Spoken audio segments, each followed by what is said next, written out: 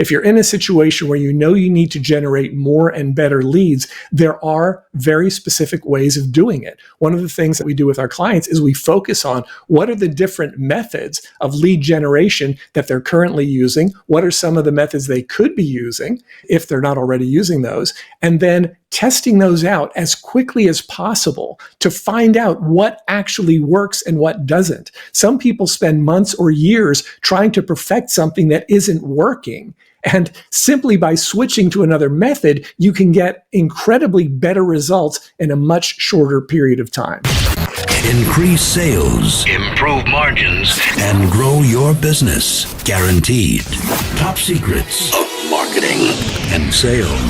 Now, David Blaise. Hi, and welcome back. In today's episode, co-host Jay McFarland and I will be discussing how to get more leads. Welcome back, Jay. Hey, it's so good to be here, David. What an amazing topic. I mean, it's got to be the question on everybody's mind, how to get more leads. Yeah. And I think a lot of people look at it and they think, well, they know leads are the lifeblood of our businesses. You know, if we're not constantly getting new leads in the door, then your pipeline dries up, everything gets bad. It's not an ideal scenario. Obviously, it's a very important consideration. There are lots of ways to get more leads, and there's no shortage online of people who will try to sell you different methods of doing that. And this is why I value your opinion on this as well, because I know that you do quite a bit of lead generation in your own business and lots of people pushing lots of different things. I'd like to get a feel from you, if you don't mind, to start out sort of the types of things that people have told you are going to help get you leads and which ones seem to work better and which ones didn't seem to work as well. Yeah, you're exactly right. This is something that we rely on heavily. Our entire business model is getting people to sign up for our free consultations. And so how do you do that? How do you make sure that they're the best leads?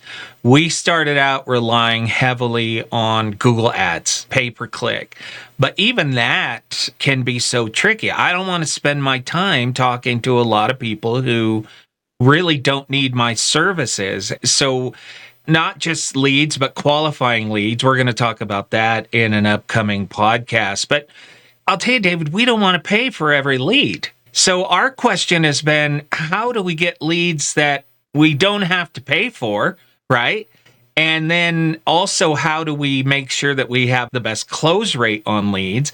But we get email marketing, we get people contacting us every day saying, we can do this for you and we can do that for you. And you want to try some of those, but at the same time, I'm like, oh, we have a system that works. And so I have a hard time breaking away from that and spending a lot of time on those other things because you really don't know what's going to work until you try it. Yeah. We've probably had a bit of this discussion in the past as well.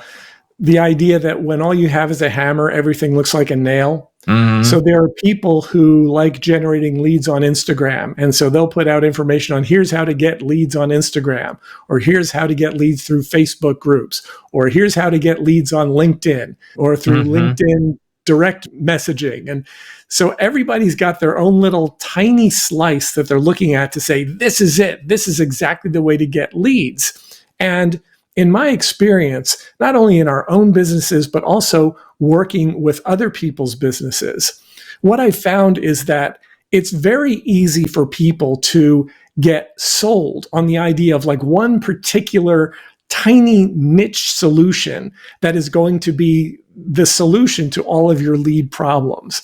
And I mean, I spend a lot of money on my own training, my own education, exploring what's available, what works, what doesn't work. And there's a case to be made that a lot of these different things can and do work under the right circumstances. But do they work for everyone? And the answer to that is usually no, they don't. They might work for you, and they might work for you if they're done correctly. But the likelihood of just saying, okay, this is the solution and it's going to work is actually pretty low. So I think when we look at this idea, if we want to focus on being able to get more leads, if you're already generating decent quality leads in your business, or let's even bump that up a notch. If you're already generating high quality leads in your business, then it's a lot easier because you can look at things and you can say, all right, where did my best quality leads come from? And then where do I go to get more of those? So if you are generating leads online, is it through Facebook? Is it through groups? Is it through Facebook ads? Is it through DMing people? Same thing with LinkedIn or any other online social media. If you're doing YouTube ads, any of that sort of thing. You can look at what has worked for me historically. Does it continue to work? And can I continue to improve it? If you've been doing things that worked for a while and then stopped working, then it becomes tempting to jump to something else. Okay, this is no longer working. But that's really usually a mistake because the reason that it stopped working might not be the platform you're using. It might not be the online source that you're using if it is a social media platform. It might be something related to the messaging that you're putting out on there. Maybe that message has gotten stale with the people who have been seeing it, or maybe you're no longer reaching the right people. This goes back to what we talk about all the time in these videos, which is the subject of the MVPs of marketing and sales. If your message is off or if it's getting in front of the wrong people, then the marketing vehicle doesn't matter because it's not going to work. So when there is this much focus on a marketing vehicle like Facebook or YouTube or whatever it is, I think people end up missing the point. And when they try to get more leads, it's easier to be unsuccessful because they might be working on the wrong problem. I think that's such a valuable point. And you talked about social media. I think one of the problems with social media marketing is you're reliant on somebody else's algorithm, right? And so what is working today, suddenly tomorrow, it's like, wait a minute, what happened to all our viewers? What happened to everything? Well, they changed their algorithm, and so you're going to have to figure it out again, right? So I'm a big fan of diversification, and you kind of mentioned that, just like you diversify your retirement portfolio or whatever else. But for us, the real secret is always assessing. We're never satisfied with our lead generation. We're never satisfied with our keywords that we use. We're never satisfied by saying, yeah, we're filling up our schedule right now. We're never satisfied with that. So we are constantly looking for other ways, other sources, and we're constantly reassessing our own because, in today's world, marketing and social media, it's moving so fast. And if you think, oh, it's working right now, that's going to keep working, I think that's a mistake. It definitely is. And so far, all we've really talked about is online lead generation. And for a lot of businesses, that's what they've been focusing on. But there are still a lot of offline methods of lead generation that people use, whether it's going to networking functions, whether it's getting phone numbers and making cold calls. There are lots of different ways that people are still getting leads outside of the online methods. Some people exhibit at trade shows. So there are still lots of things that are happening that allow you to get in front of the type of people that you want to be able to get in front of, to get them qualified in or out as quickly as possible, to find out if they are good, valuable leads for you. In our total market domination work with our clients, one of the primary things that we focus on is exactly this. We refer to it as the methods of first contact. How is it that you are reaching out to someone? And it can be any of these things that we're talking about. It's the marketing vehicle in the MVPs.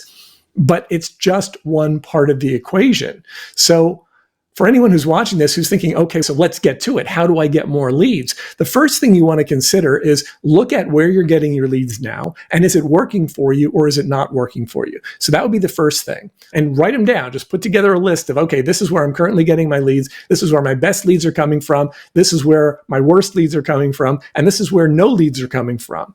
If there are places that no leads are being generated there, you want to ask yourself the question then, okay, is it this particular marketing vehicle? Or is it the people that I'm reaching on this vehicle, or is it what I'm saying to these people? Because it is always going to be one of those three things. Now, that kind of takes you in a couple of different directions, which is not ideal.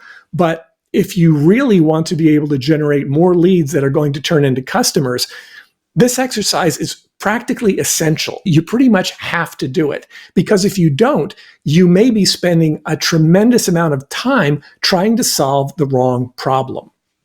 Yeah, figuring out while you're doing it how your leads, where are they coming from? What are the results from those leads? And I don't think this is something you should be trying to do from your recollection after the fact, right? We've talked about using a good CRM system. When I do a consultation, I write down the state they're from.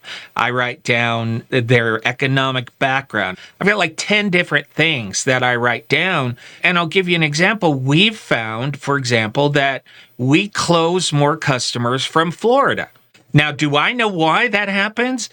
Honestly, David, I don't. I don't have any idea why we close more in Florida. But what that did for us is we said we're going to alter our budget and we're going to spend more money on clients that come from Florida. And that has had some success. So we are that specific. So you talk about using a hammer. No. We don't use a hammer ever. But I would never have been able to recognize that if I wasn't writing down where everybody comes from and demographics and all of those things. Yeah, exactly. And so if you are looking to generate more leads in your business, you start with this. You look at where are most of my good leads coming from? Where else could I potentially go to find high quality leads? What are some of my competitors doing in terms of generating leads? Where are they getting them from? Are they getting them from online, from offline, from trade shows? Where is it? And recognize that it's very likely that you may be so focused on the things that you know how to do, and you may have been doing that for so long, that there may be entire segments of populations of people that you are not getting to because you've never just taken a step back, taken a breath, and looked at, okay, where else could I potentially go to find the kind of people I'm looking for to be able to invest in the solution that I provide? And they're out there. And this is something that people have been kind of driving me crazy with lately, where I hear from people that it's like, well, I just want to wait till things settle down. I don't think things are going particularly well with the economy and my particular business and my particular niche. And it's like, okay, but if you do that, if you step back while other people are stepping forward, you're not going to be doing yourself any favors. Yeah, absolutely. And I think also don't wait until things start to slow down, right? Keep moving. And the other thing I would say is you don't need to reinvent the wheel all of a sudden. They have people like you, David, who are glad to help them kind of walk through this. How do they find out more? You can go to topsecrets.com/call, check out the video on that page and see if it makes sense for us to have a conversation. If it does, we'd be happy to have it. If it doesn't, that's okay too, but at least you'll have an idea of what we could potentially do to help get you from here to there. If you're in a situation where you know you need to generate more and better leads, there are very specific ways of doing it. One of the things, as I said, that we do with our clients is we focus on what are the different methods of lead generation that they're currently using, what are some of the methods they could be using if they're not already using those, and then testing those out as quickly as possible to find out what actually works and what doesn't. Some people spend months or years trying to perfect something that isn't working. And simply by switching to another method, you can get incredibly better results in a much shorter period of time. Yeah, absolutely. David, as always, it's a pleasure. Thank you so much, Jay. Increase sales, improve margins, and grow your business. Guaranteed. Top Secrets. TopSecrets.com.